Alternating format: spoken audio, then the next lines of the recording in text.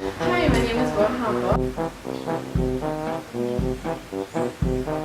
I'm currently a medical student. Okay, so I just want you to breathe normally, alright? I'm just going to ask you to examine your chest. Is that okay with you? 1, 2, 3, 4, and 5, and 6.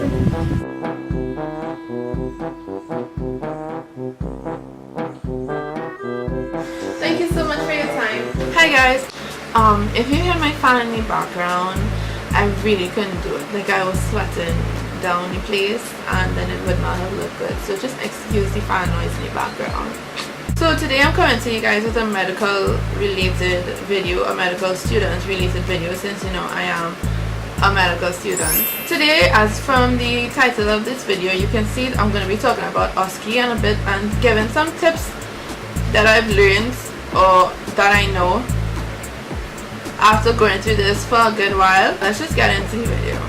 So first and foremost, what is OSCE? OSCE stands for Objective Structured Clinical Examination, and what it is basically a practical exam that allows for your seniors to examine you.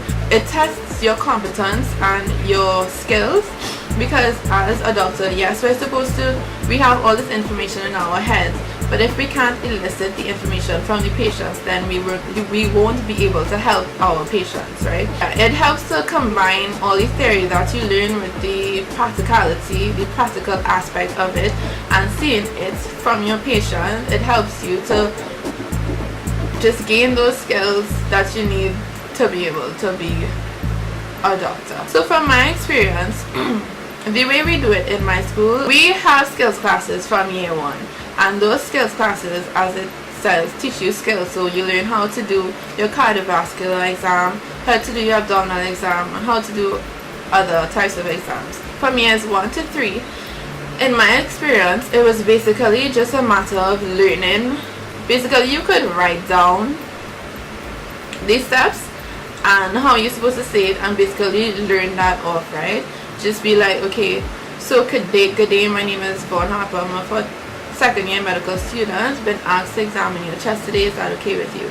And then after you introduce yourself like that, you just go and do the routine checklist, because there's a checklist of things that you need to do that the examiners will tick off, and once you do those things and you do them well, they would just take them off and you'll get your marks accordingly, right? So from years 1 to 3, that's how it basically was. We just had to basically repeat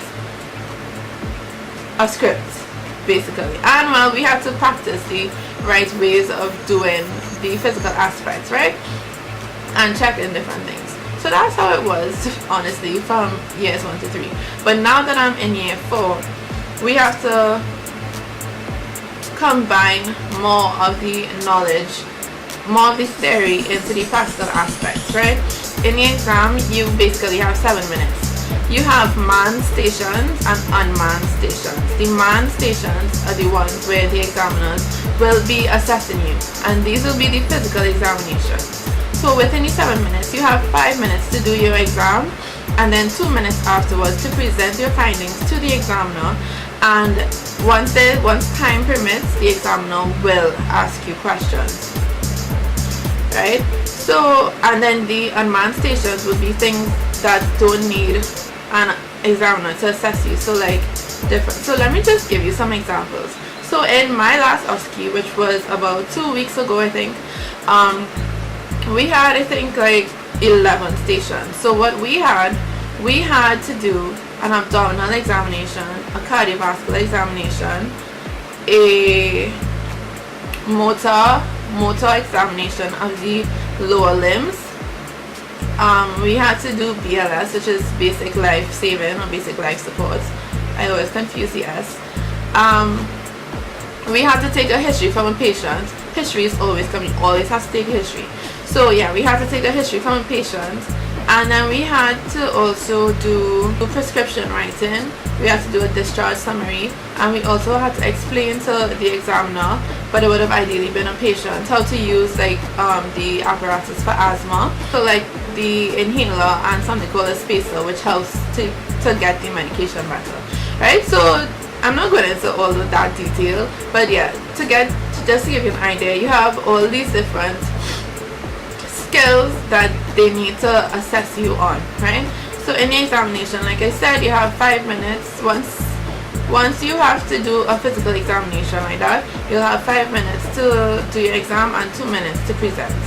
The unmanned stations, you'll just have the entire 7 minutes to complete whatever you have to do, right?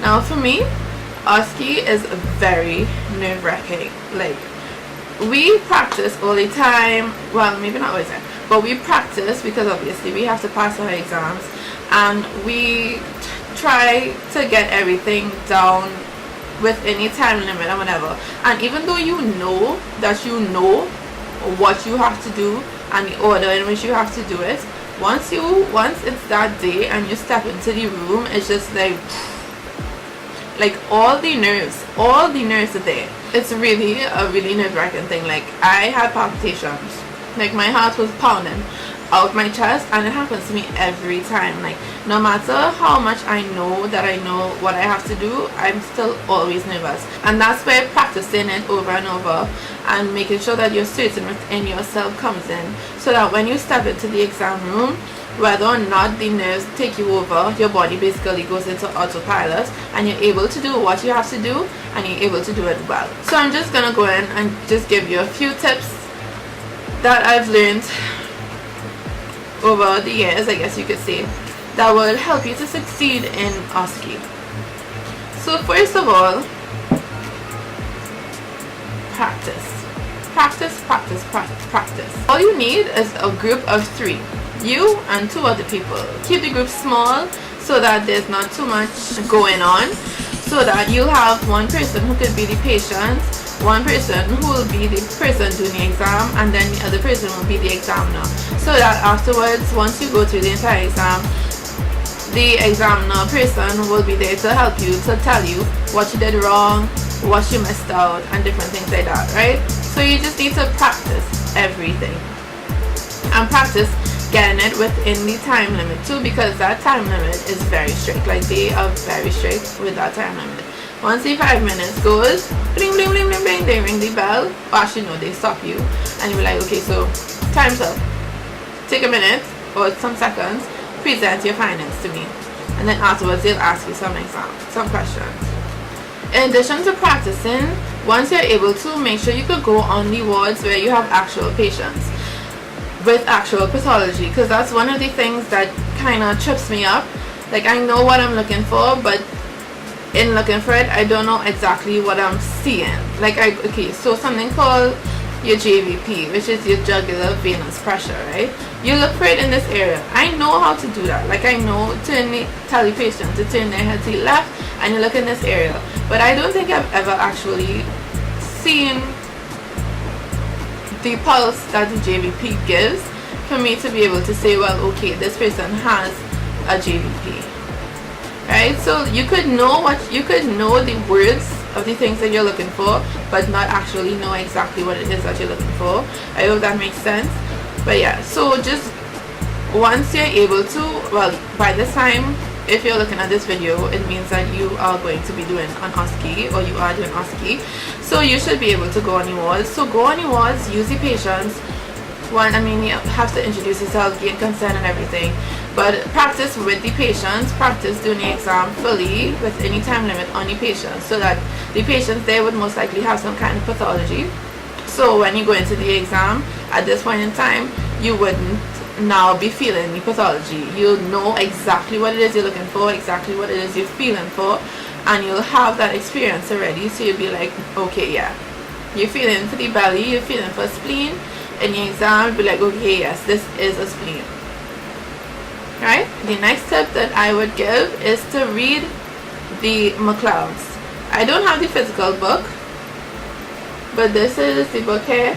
This is the book every doctor would tell you to read. You go on your wards and they have ward teacher and they'd be like, who has the McLeod's? Or they'd be like, you didn't read the McLeod's? Like, what book have you been reading? Like, every doctor is just like, read the McLeod's. So just read the McLeod's.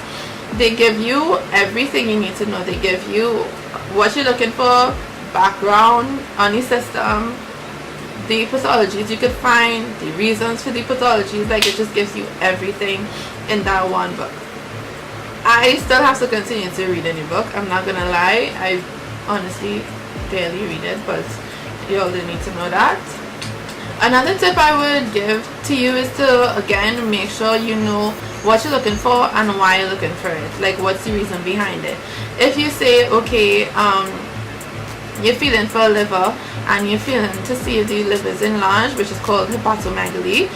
Okay, so if the patient's liver is enlarged and you report that in your findings, when the examiner comes afterwards now to ask you questions, that could be one of the questions they'll ask you. They'll ask you why, what are the causes of hepatomegaly? And you're going to need to know the causes. You're going to need to know that they have different categories of causes, such as your hematological causes, your infectious causes. So yeah, you're going to need to know the causes. One last tip that I could think of is to make sure that you have only what you need in your pockets. If you need your stethoscope, you put your stethoscope, your measuring tape, your patella hammer, your lights, and probably a pen. You need a pen, whether it be blue or black, and a red pen for when you're writing up your prescriptions. The patient's allergies need to be in red. So just make sure to keep your pockets with only what you need in them, because you don't want to be fumbling in your pockets looking for your measuring tape or something, because the more time you spend looking for things in your pockets is the more time that's going, and the less time you have to do what you need to do within the 5 minutes. I think that's all the tips that I have right now for sweet success in the OSCE exam. If you're watching this and you're a medical student and you've been through this whole process, you can leave some tips down in the comments below for anybody else who's watching this and might actually, be looking forward to tips and the tips that have been given. Thanks for watching this video. I hope it was informative. I hope you understood everything that I said. If you have any questions, you could go ahead and leave those in the comments as well, and I will try to answer them as best as I can. Happy medical journey to all you other medical students out there. I know we all need the grace of God to continue. Okay, so thanks for watching. I'll see you in the next one. Bye.